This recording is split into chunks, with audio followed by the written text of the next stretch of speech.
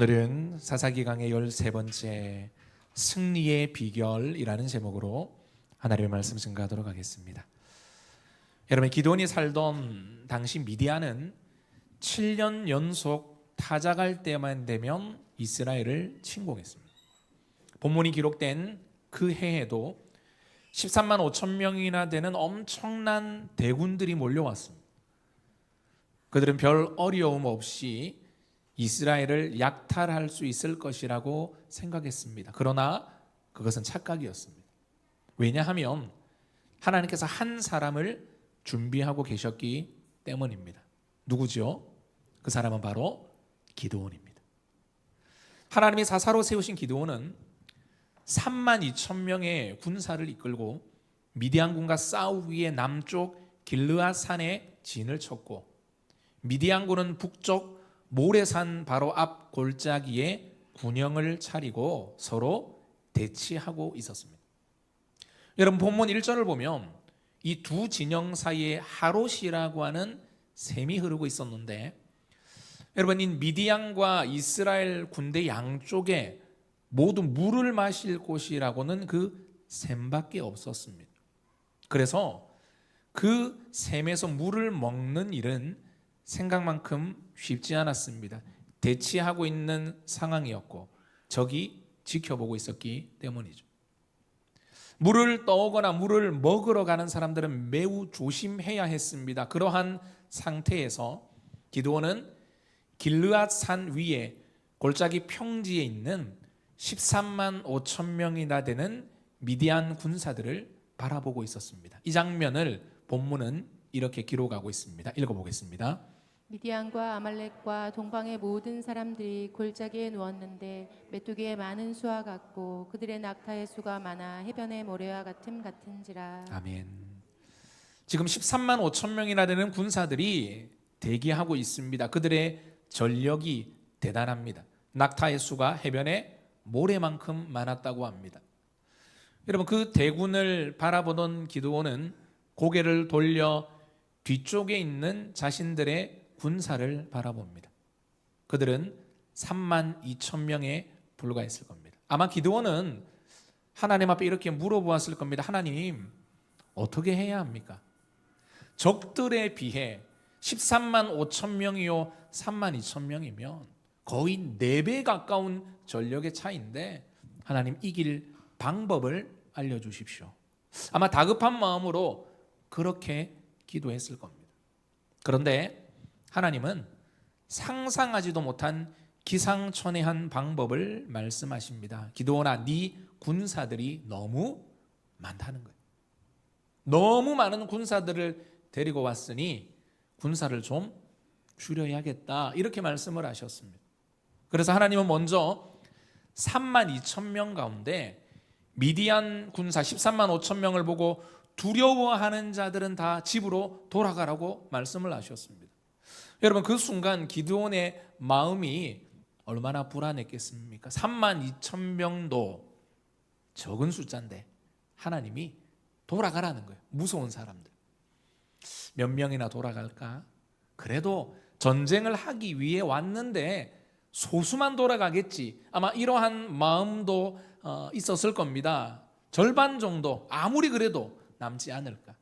그런데 여러분, 3만 2천 명 가운데 몇 명이 돌아갔습니까? 집으로 2만 2천 명이 돌아갔어요. 그러니까 3분의 2가 집으로 돌아가고 1만 명만 남았습니다. 여러분, 1만 명이 13만 5천 명과 싸워야 한다. 한 명이 몇 명과 상대해야 되는 거죠? 13명과.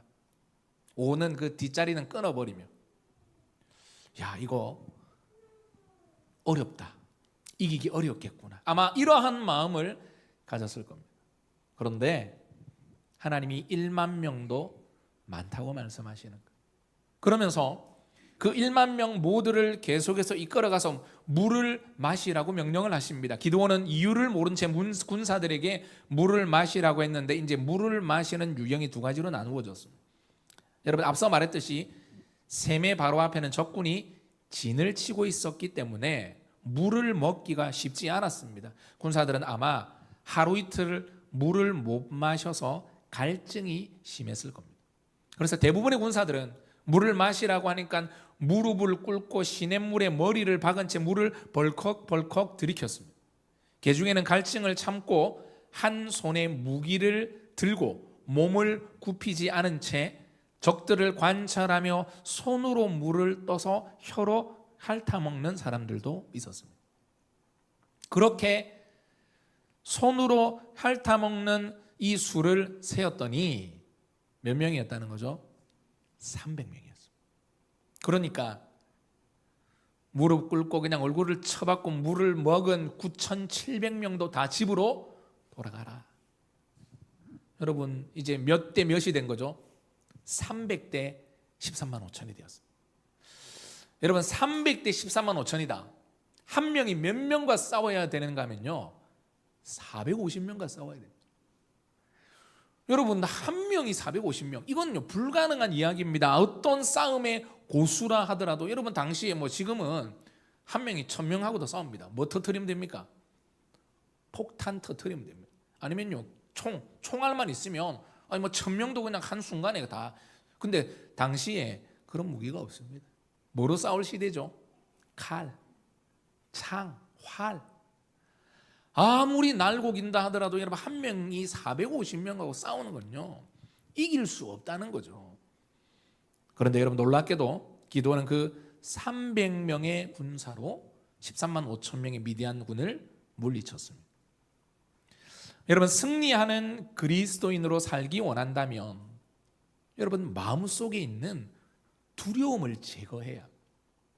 여러분 전쟁하기 위해 온 3만 2천 명 중에 2만 2천 명이 왜 전쟁에 참여하지 못한 겁니까?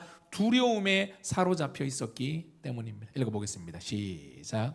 이제 너는 백성의 귀에 외쳐 이르기를 누구든지 두려워 떠는 자는 길르앗산을 떠나 돌아가라 하라 하시니 이에 돌아간 백성이 2만 2천 명이요 남은 자가 10,000명이었더라. 하나님이 돌아가라고 말씀하신 자들 두려워하는 자들입니다. 하나님 지금 두려워서 떠는 자는 영적 전쟁에서 승리할 수 없다라고 말씀하십니다. 다시 말해서 영적 전쟁에서 승리하기 원한다면 먼저 마음속 깊은 곳에 있는 두려움을 제거해야 한다 이렇게 말씀을 하고 있는 것입니다. 여러분 사실 우리가 살아가는 동안 우리를 가장 괴롭히는 것 중에 하나가 무엇인가 하면 우리의 마음 깊이 숨어있는 두려움입니다. 질병에 대한 두려움, 사고에 대한 두려움, 실패에 대한 두려움, 그리고 원인 모를 두려움. 여러분 현대인들이 그 원인 모를 두려움에 여러분 시달리고 있다는 거죠. 그런데 여러분 한번 우리 자신을 들여다보십시오. 기쁨이 없고 평강이 없고 혹시나 불안하지 않습니까? 그것을 자세히 파헤쳐보면 마음 깊숙한 곳에 두려움이 자리 잡고 있기 때문입니다. 여러분 인도에 재미있는 설화가 있습니다. 어느 날 마술사가 무서워서 떨고 있는 쥐 한 마리를 보았습니다. 무엇을 무서워하냐 보았더니 고양이를 보고 떨더랍니다. 그래서 마술사가 쥐를 고양이로 만들어 주었습니다. 이제 괜찮겠지라고 봤더니 이게 무슨 일입니까? 고양이가 되고 나서도 막 벌벌벌 떨고 있는 거예요. 개가 무섭다고 합니다. 마술사는 고양이가 된 쥐를 개로 만들어 주었습니다. 그랬더니 이번에는 호랑이가 무섭다고 막 또 벌벌 떠는 거예요. 그래서 한 번 더 호랑이로 만들어 주었습니다. 그래서 그랬더니 이제 또 뭐라고 하는가 하면 호랑이로 만들어 줬는데 이 호랑이가 사냥꾼이 무서워서 벌벌벌 떨고 있는 겁니다. 그 이제 마지막이겠지라고 생각을 하고 마술사는 호랑이가 된 쥐를 뭐로 만들어 줬다고요? 사냥꾼으로 만들어 준 거예요. 그랬더니 이 사냥꾼이 아내를 보고 무서워하길래 진짜 이번에는 더 이상 안 된다. 몇 번째고 지금 사냥꾼을 뭐로 만들어 줬다는 거죠? 아내로 만들어 줘. 끝났다. 더 이상 안 돼. 그런데 그 아내가 또 막 부엌에서 막 벌벌벌 떨고 있는 겁니다. 뭐가 무서워서 떨고 있더라는 거죠? 무한 반복이라. 그럼 또 뭐로 만들어집니까? 그러면 또 가는 게 또 지가 고양이가 되고, 고양이가 개가 되고, 개가 호랑이가 되고, 호랑이가 사냥꾼이 되고, 사냥꾼이 아내가 되는. 알고 보니까 아내까지 온 거예요. 다 만들어졌는데 또 이 아내가 쥐가 무서워서 벌벌벌벌 떨고 있더라는 거예요. 여러분, 이 두려움은요, 환경의 문제가 아니라 마음의 문제입니다. 마음의 문제. 두려움을 느끼기 시작한 사람은 환경이 완벽해져도 계속해서 두렵습니다. 환경이 나빠서 두려워할 만한 일이 생겨서 사업이 위기에 처했기 때문에 두려워하는 것이 아니라 마음 자체에 두려움이 있기 때문에 여러분 두려운 것입니다. 두려움에 사로잡혀 있으면 결코 영적 전쟁에서 승리할 수 없다라고 하나님 말씀하십니다. 여러분, 진정으로 승리하기를 원한다면 무엇보다 내 마음 안에 있는 두려움을 떨쳐내야 됩니다. 할렐루야. 여러분, 두려움은요, 불신앙입니다. 정말로 하나님이 살아계신다는 것을 믿는다면 그분이 온 세상을 만드신 전능하신 분이고 하나님이 내 인생을 주관하고 계신다라고 확신한다면 여러분, 어찌 두려워할 수 있겠습니까? 그렇기 때문에 여러분, 우리는 죽음까지도 두려워할 이유가 없습니다. 생사화복을 주관하시는 분이 하나님이시기 때문입니다. 하나님이 허락하지 않으면 참새 한 마리도 결코 떨어지지 않을 것입니다. 하나님은 영적 전쟁을 치르는 우리 그리스도인이 가져야 할 태도에 대해서 이렇게 말씀하고 있습니다. 읽어보겠습니다. 내가 나가서 적군과 싸우려 할 때에 말과 병거와 백성이 너보다 많음을 볼지라도 그들을 두려워하지 말라. 애굽 땅에서 너를 인도하여 내신 내 하나님 여호와께서 너와 함께 하시느니라. 건강, 경제, 자녀, 사업, 신앙, 내 삶의 모든 것들을 주님이 지켜주십니다. 그러므로 두려워하지 말아야 합니다. 두려움은 불신앙입니다. 어떤 두려움이라도 내 마음에 있다면 여러분, 그거부터 제거해야 합니다. 예수 이름으로 명하노니 우리 안에 있는 모든 두려움은 떠나갈지어다. 여러분, 예수 이름으로 명령하세요. 내 안에 부정적인 감정들, 막 끊임없이 올라오는 부정적인 생각들 끊임없이 쫓아내고 대적하는 겁니다. 여러분, 영적 전쟁에서 승리하기 원한다면 삶의 목적, 두 번째 삶의 목적을 분명히 해야 합니다. 1만 명 중에 전쟁에 참여하지 못하고 돌아간 9,700명은 시내가에서 무릎을 꿇고 물을 마신 자들입니다. 여러분, 그들의 문제가 무엇입니까? 당면한 문제의 급급에서 본분을 잊어버렸습니다. 여러분, 이것이 핵심입니다.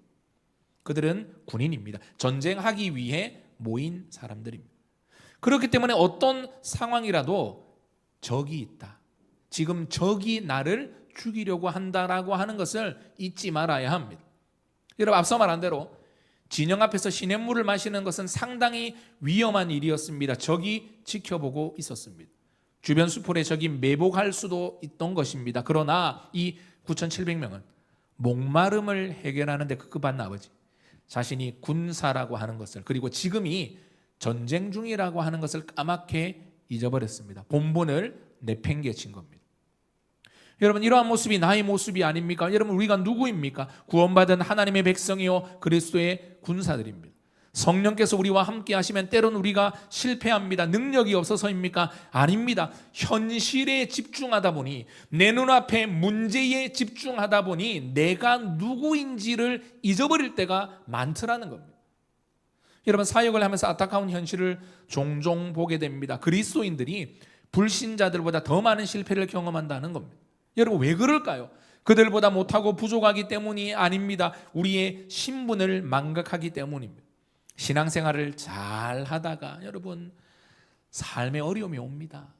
인생이 하나 지나고 나면 또 다른 문제가 우리를 찾아옵니다. 그런데 그 어려움 앞에 여러분, 신앙을 포기합니다. 낙심하고 절망합니다. 여러분, 이 땅은 잠시 잠깐 나그네의 삶이라는 것을 잊어버립니다. 나는 하나님의 자녀요, 하나님이 나의 아버지라고 하는 사실을 놓쳐버립니다. 여러분, 이런 일들은 우리 주위에 종종 있습니다. 이것이 바로 무릎을 꿇고 물을 마신 9,700명에 해당되는 사람입니다. 당장의 갈증이 심해서 본분을 잊어버렸습니다. 어떤 사람에게는요, 사업이, 어떤 분에게는요, 자녀가 강렬한 목마름입니다.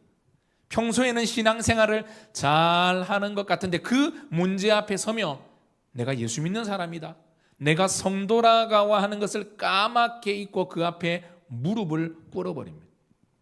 여러분, 당면한 문제에 빠져서 내가 누구인지, 내가 어떻게 살아야 하는지까지 잊어버리면 여러분, 결코 영적 전쟁에서 승리할 수 없다고 성경은 말씀하고 있습니다.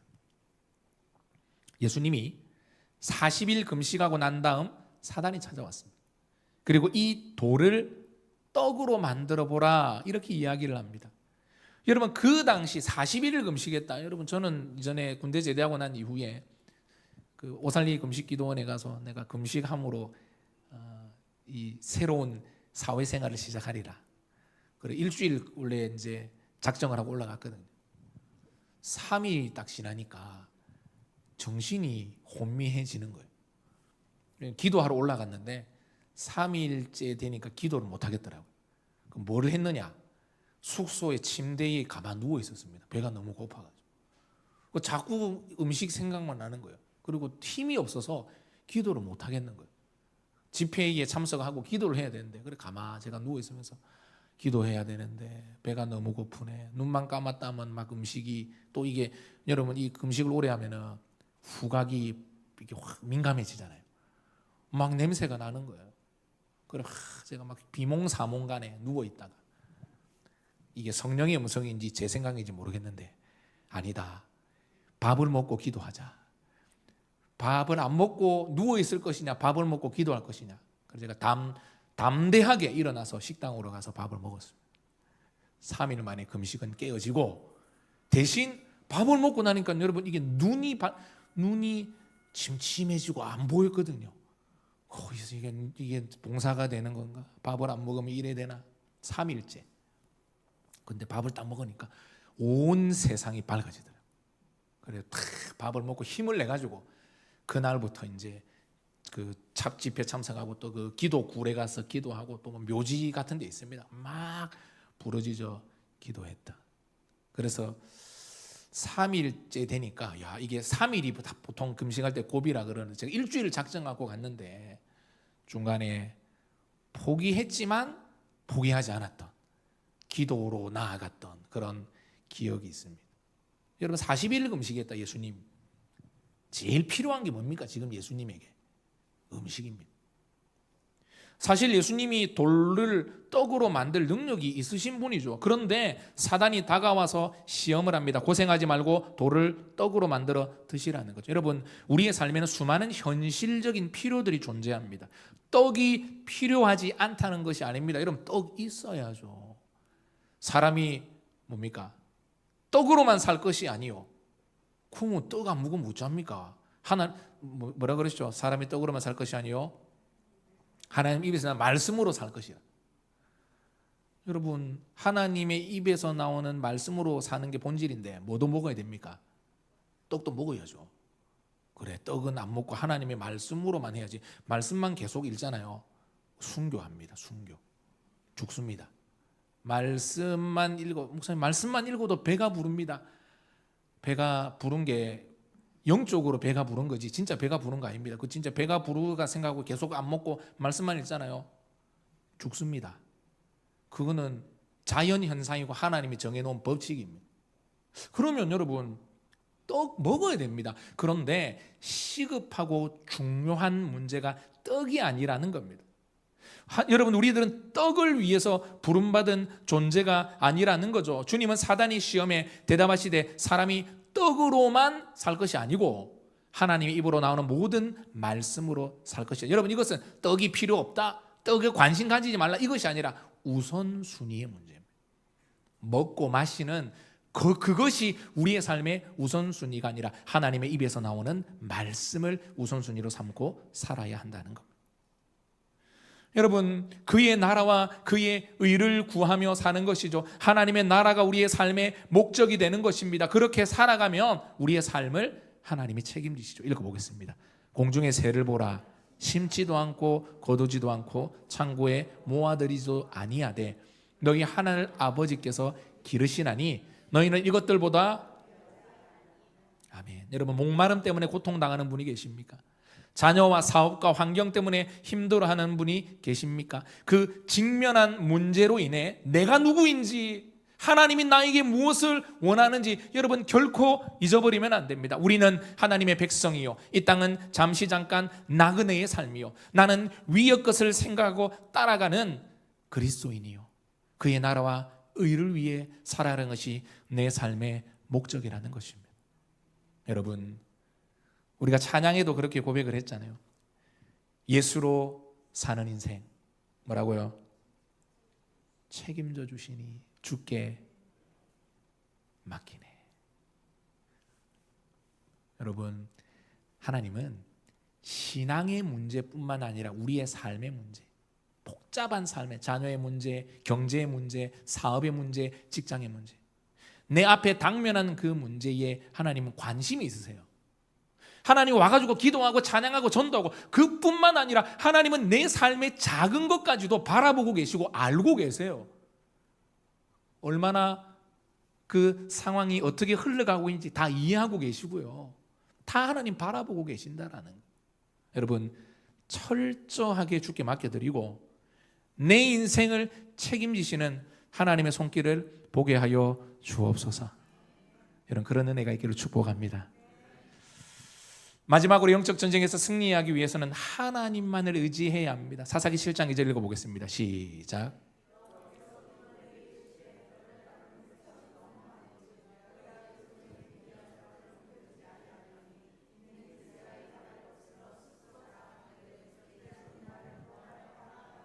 아멘. 여러분 영적 전쟁에서 승리할 수 있는 비결은요 하나님만을 의지하고 오직 하나님께 영광을 돌리는 겁니다. 아마 그날 기드온은 하나님의 말씀을 듣고 간이 철렁 내려앉았을 겁니다. 32,000명도 적어 죽겠는데 300명요. 하나님 너무 현실을 모르십니다. 안 됩니다. 하나님 이 현실은 전쟁은 그래도 이게 내가 아는데 300명으로 13만 5천 명 하나님 이길 수가 없습니다. 아무리 기가 막힌 전략이 있어도 이게 뭐 어느 정도 인원이 있어야 싸우는 것 이거 무조건 지는 전쟁입니다. 아무리 머리를 굴려봐도 이거 졌다 3만 5천 명도 이길까 말까인데 300명을 데리고 전쟁하라고요. 하나님 이거 못 이깁니다. 뭐가 일어나야 됩니다? 기적이 일어나야 됩니다. 이제는요 기드온은요 하나님이 300명을 딱 맡겼다. 이제는요 전략, 전술 뭐 이런 거 필요 없습니다. 오직 바라볼 분이 누구밖에 없는 거죠? 하나님밖에 없는 상황으로 하나님 몰아넣으시는 것이죠. 하나님만 붙들 수밖에 없는 상황 가운데 하나님이 지금 이끄시는 거죠. 그래서 여러분 하나님만을 바라보게 하십니다. 하나님만을 전적으로 의지해라. 여러분 기드온이 300명 데리고 지금 13만 5천 명이 눈앞에 있는데 하나님을 의지해야 된다, 이긴다 이런 얘기 안 해도 지금은요 하나님 의지하는 것 외에는 답이 없는 거예요. 무슨 전략이 있겠습니까? 무슨 전술이 있겠습니까? 어떤 무기로 그 전쟁을 이길 수가 있겠습니까? 하나님께서 그러한 상황 가운데 지금 기드온을 뭐 하고 계신 거죠? 상황 가운데 몰아넣고 계신 거예요. 그래서 진짜 하나님 이제 나 진짜 하나님밖에 없습니다. 나 이제 진짜 하나님만 나 이제 바라볼 수밖에 없습니다. 라는 마음을 가질 수밖에 없도록. 여러분 그런데 여러분 그것이 고통이요 그것이 여러분 내 삶의 여러 가지 어려움처럼 다가오지만 여러분 결국은요 하나님 이것을 통해 기드온에게 뭐를 주시기 위해? 승리를 주시기 위해 그 상황 가운데 지금 몰아가고 계시고 하나님만을 의지하고 바라볼 수밖에 없는 그 상황이 여러분 축복이다라고 하는 것을 믿으시기를 여러분 축원합니다. 말씀을 마무리하겠습니다. 하나님 오늘 본문을 통해 우리에게 말씀하고 계십니다. 승리의 요건이 우리에게 있지 않다는 겁니다. 하나님만을 바라보라는 거죠. 가진 것이 없어서 배경이 없어서 잘나지 않아서 위축되어 있다면 오히려 그것이 우리의 강점이 될 수 있습니다. 왜냐하면 하나님만 의지할 수밖에 없는 환경이 조성된 것입니다. 물론 이런 상황에서도 끝까지 내 힘으로 어떻게 해보겠다고 고집을 부리는 사람도 있지만 여러분 다 내려놔야 돼요. 모든 것들을 내려놓고 이제는 오직 내가 주만 바라봅니다. 하나님은 언제나 연약한 자를 들어 강한 자를 부끄럽게 하시는 분입니다. 300명으로 13만 5천 명을 이기게 하시고 승리의 결정권이 이 전쟁을 이기게 하시는 분이 누구인지를 명확하게 말씀하고 계십니다. 왜 하나님이 300명만 남겨두셨습니까? 철저하게 하나님만을 의지하기 위함입니다. 승리한 후에 누구도 내 힘으로 이겼다고 말하지 못하게 하시기 위함입니다. 조건이 열악하다가 여러분 조건이 열악하다고 생각될 때 300명을 즐겨 사용하시는 하나님을 바라보십시오. 이 세상의 힘은 아무것도 아닙니다. 숫자도 지위도 물질도 그것으로 싸우는 것이 아닙니다.